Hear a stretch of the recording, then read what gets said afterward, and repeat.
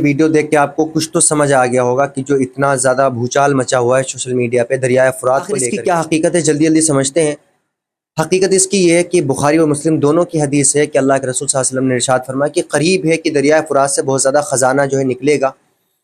لہذا جو اس وقت حاضر ہو اس خزانے کے پاس وہ اس میں سے ہرگز بالکل نہ لے۔ دوسری حدیث کا ٹکڑا ہے،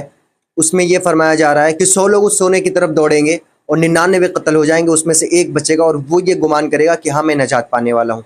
اس کی وجہ کیا ہے؟ ایک تو پہاڑ کی طرح سونا نکلنے کی طرف اشارہ، یعنی بہت زیادہ سونا نکلے گا، اللہ کے رسول صلی اللہ علیہ وسلم نے اس طرف اشارہ کیا۔ دوسرا یہ اشارہ کیا سونے اور مال کو لے کر کے اتنی آپس میں لڑائیاں ہوں گی، اتنے جھگڑے ہوں گے کہ لوگ ایک دوسرے کو مارنے پر آ جائیں گے، اور اتنا قتال ہوگا کہ 100 میں سے 99 لوگ مارے جائیں گے، اور یہ دنیا کی لالچ کی وجہ سے ہوگا۔ اللہ کے رسول صلی اللہ علیہ وسلم کی جو فتنوں کے بارے میں جو احادیث ہیں وہ ایک ایک کر کے ہمارے سامنے آ رہی ہیں، وہ تمام علامات سچ ہوتی دکھائی دے رہی ہیں، اور یقیناً آپ اپنے چاروں طرف کے احوال دیکھیے، غیر معتاد طریقے پر باڑھ آ رہی ہیں، ایسے ایسے سیلاب آ رہے ہیں۔ اللہ تعالیٰ ہم کو اشارہ دے رہا ہے،